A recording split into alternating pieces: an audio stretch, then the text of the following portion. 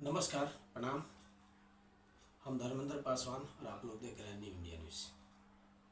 आज हमारी मुलाकात हुई है दरौली विधानसभा क्षेत्र के बहुत ही लोकप्रिय नेता चंद्रमा प्रसाद जी से। दो बार चुनाव लड़े हैं और मैरवा से भी चुनाव लड़े हैं, दरौली से भी चुनाव लड़ रहे हैं और युवाओं के बीच में बहुत ही ज़्यादा लोकप्रिय है। इनसे बातचीत करेंगे या जानना चाहेंगे कि ये अगले चुनाव में क्या स्थिति रहेगी। सर नमस्कार।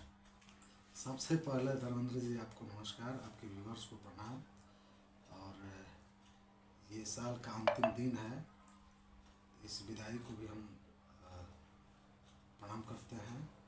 और आने वाला साल आपके लिए, आपके चैनल के लिए, दरौली विधानसभा की समस्त जनता के लिए और पूरे बिहार वासियों की मेरी तरफ से हार्दिक बधाई और शुभकामनाएं।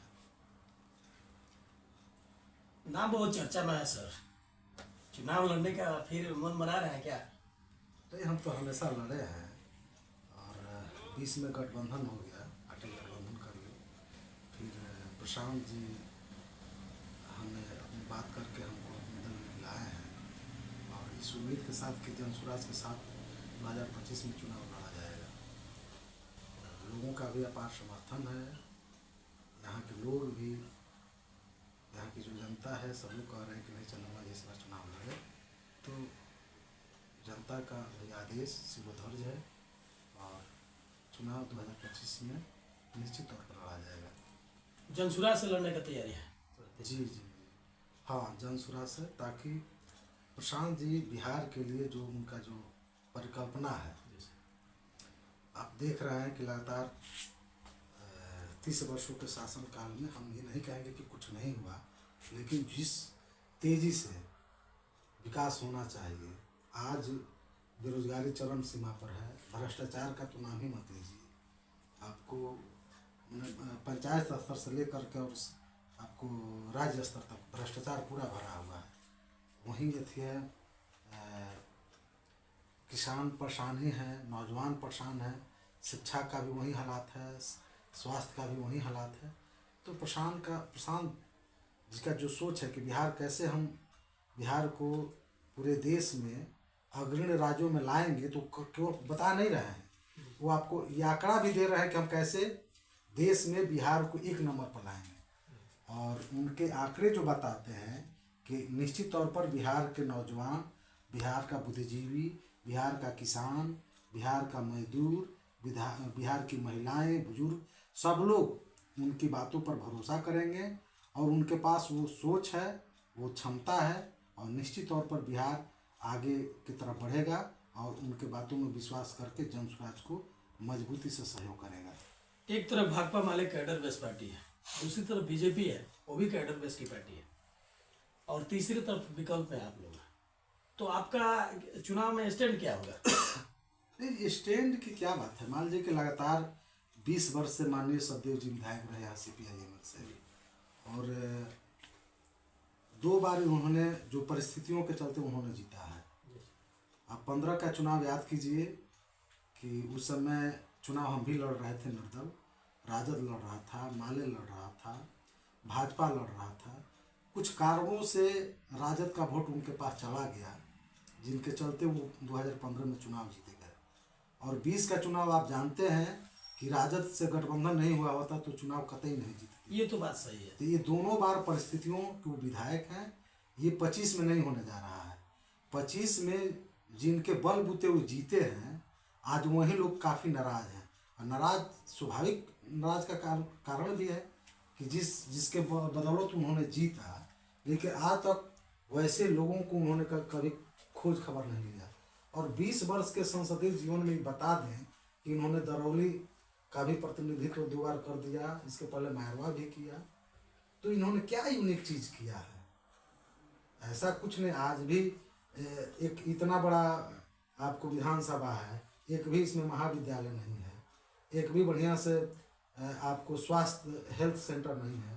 तो इन्होंने किया क्या है? तो क्या आप अगर जीतते हैं तो विधानसभा में मानकर चलिए कि 3 ब्लॉक है, दरौली, गुटनी और अंदर, और यहाँ पर इस विधानसभा के तीनों ब्लॉक के अंदर कोई भी डिग्री कॉलेज नहीं। इस पर मैं आपसे चर्चा भी करने वाला था और संदूक से आपने ये बात भी रखा। इस पर आप क्या करेंगे, शिक्षा की स्थिति? देखिए, आप जानते हैं कि हम शिक्षक हैं, शिक्षक रहे हैं, तो ये हमारी प्राथमिकता है कि विकास की पहली सीढ़ी शिक्षा से होकर जाती है। जिस परिवार में अगर बेहतर शिक्षा मिल जाए तो कहीं ना कहीं वो उस परिवार में नौकरी मिल जाएगी। जब नौकरी मिल जाएगी तो परिवार सुधर जाएगा।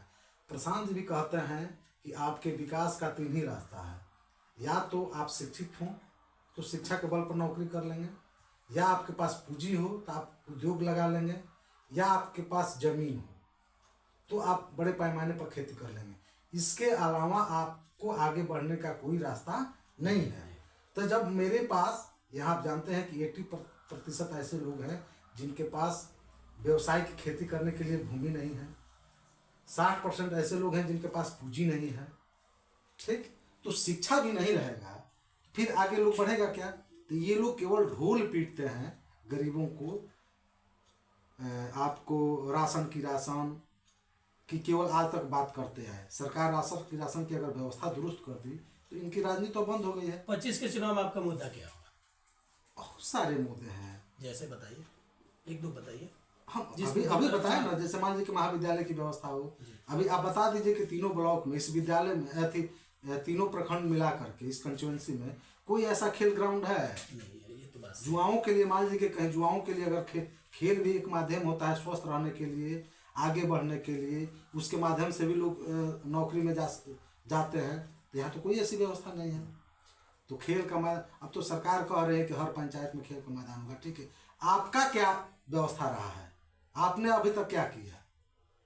आपने कोई ऐसा यूनिक कुछ चीज़ किया हो? आपके पास रोड मैप क्या है? आज भी किसान बदहाल है, आज भी छात्र बदहाल है, आज भी बेरोजगारी के चरम सीमा पर लोग हैं। तो आपने कितना बार सदन में इन चीज को उठाया है? कितना बार राशन की लड़ाई ये लोग हमेशा लड़ते रहते हैं। अब तो इनकी दुकानें बंद हो गई। जी। अब तो भाई ठीक है, सरकार 5 किलो देती है, 4 किलो मिलता है, हम मानते हैं 5 किलो भेजता है, कितना भी भ्रष्टाचार है तो 4 किलो तो मिल ही जाता है। अब तो इनकी दुकानें बंद हो गई है। अब लोग क्या, इनके पास क्या मुद्दा है? इनके पास अब क्या मुद्दा? दरौली विधानसभा की जनता को अब क्या करना चाहिए? नहीं, हम तो भाई हमेशा उनका सारे लोगों का सम्मान करते हैं, और हम चाहेंगे कि एक बार हमें भी मौका दिया जाए। हमने इसके पहले भी 2 बार चुनाव लड़ा है, परिस्थिति ऐसी बनी, जनता का विश्वास नहीं पाया, लेकिन इस बार मेरा हक भी बनता है।